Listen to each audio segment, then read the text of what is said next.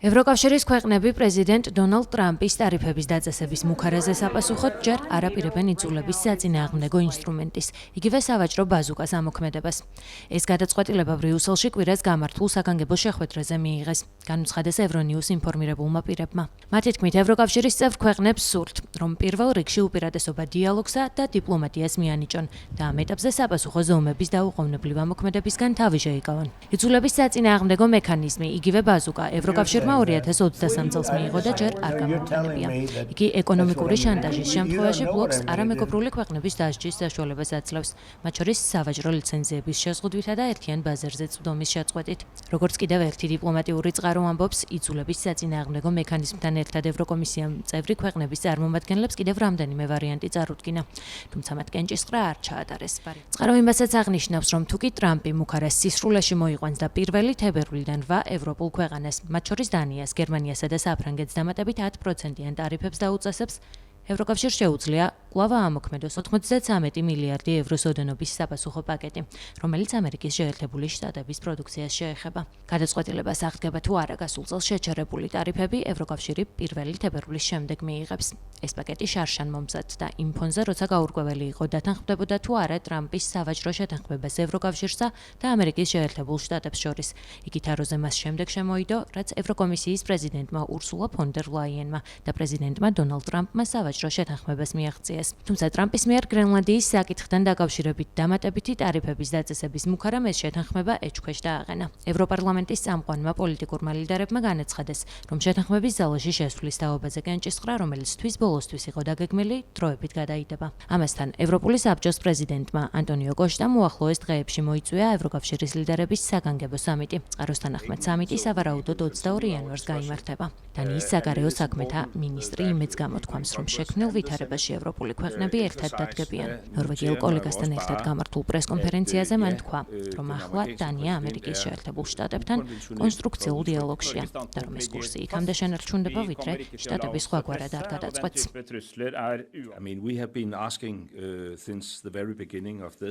ამ პროცესის დაწყებიდანვე ჩვენს ამერიკელ მოკავშირეებთან და მეგობრებთან კონსტრუქციულ დიალოგს მოვითხოვდით. სოციალური მედიის, ხმაურიანი სათაურებისა და მკაცრი სიტყვების გარეშე.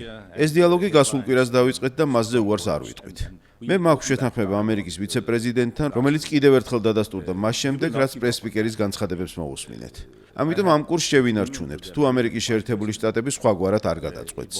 ამავე დროს, რა თქმა უნდა, საჭიროა ევროკავშირის რეაგირება. ამ პრეს-კონფერენციაზე ამას არ განვავრცობ.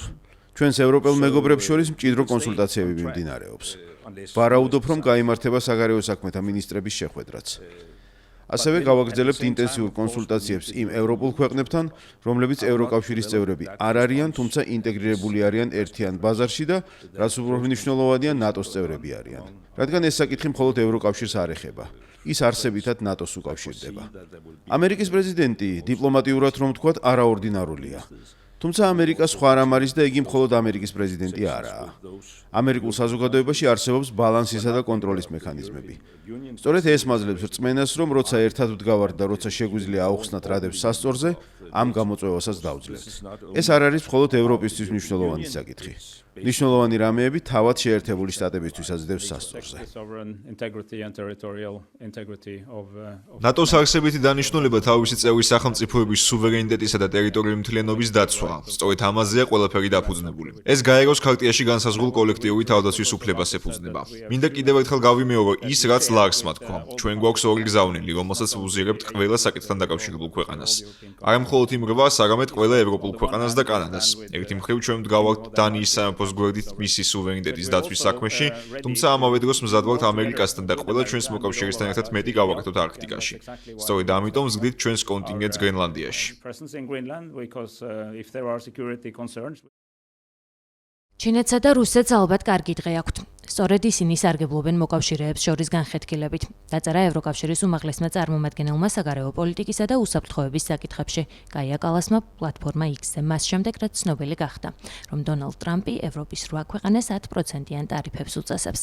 მანვე აღნიშნა, რომ თუ კი გრენლანდიის უსაფრთხოება საფრთხის ქვეშაა, ამის განხილვა ნატოს ფარგლებშია შესაძლებელი და რომ ტარიფები ევროპისა და შეერთებული შტატების გაღარიბებისა და საერთო კეთილდღეობისთვის ძირის გამოთვლის რისკს აჩენს. ევროკომისიის პრეზიდენტი პრეზიდენტი ურსულა ფონ დერ ლაიანი კი აღნიშნავს, რომ ევროპა ერთიანი, კოორდინირებული და საკუთარი სუვერენიტეტის დაცვის მტკიცედ ერთგული რჩება.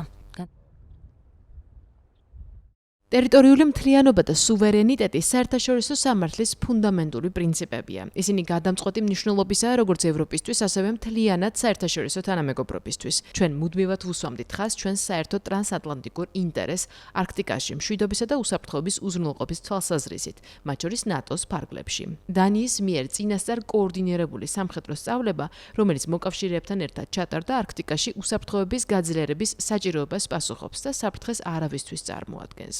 ევროკავშირი სრულ სოლიდარობას უცხადებს დანიასა და გრენლანდიის მოსახლეობას.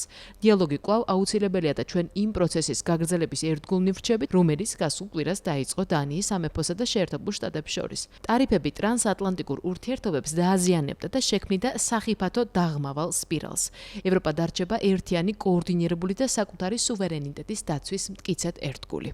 განცხადება ერთობლივად გაავრცელა ნატოს წევრმა 8 ქვეყანამ: დანიამ, ფინეთმა, საფრანგეთმა, გერმანიამ, ნიდერლანდებმა, ნორვეგიამ, შვედეთმა და დიდმა ბრიტანეთმა. ალიანსის წევრი ქვეყნები წერილში კიდევ ერთხელ ადასტურებენ სრულ სოლიდარობას დანიის სამეფოსა და გრენლანდიელი ხალხის მიმართ და აცხადებენ, რომ მზად არიან დიალოგისთვის, რომელიც სუვერენიტეტისა და ტერიტორიული მთლიანობის პრინციპებს დაეყრდნობა. დონალდ ტრამპის ადმინისტრაცია კი რიტორიკას არ ცვლის.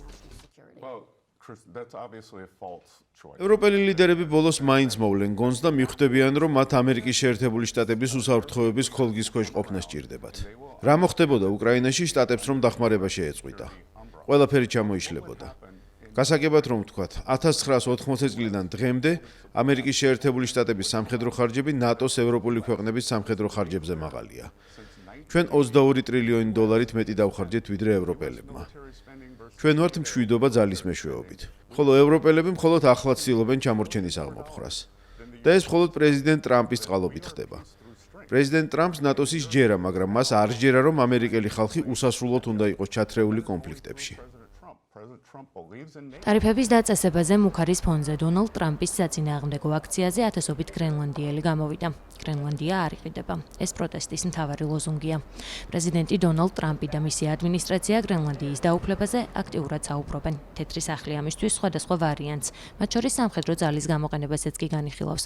დონალდ ტრამპი აცხადებს, რომ თუ შტატები კუნძულს არ აიღებს, ამას რუსეთი ან ჩინეთი გააკეთებს. ამერიკის შეერთებული შტატების პრეზიდენტის სავაჭრო ტარიფებს უწესებს ყველა იმ ქვეყანას, ვინც დანიის ტერიტორიულ მთლიანობას მხარს უჭერს და საკუთარი სამხედროები გრენლანდიაში გაგზავნა. მისი თქმით, ქვეყნებს 10%-იანი ტარიფები 1 თებერვლიდან დაუწესდებათ. ხოლო თუ შეთანხმება არ შედგება, 1 ივნისიდან ტარიფები 25%-მდე გაიზრდება.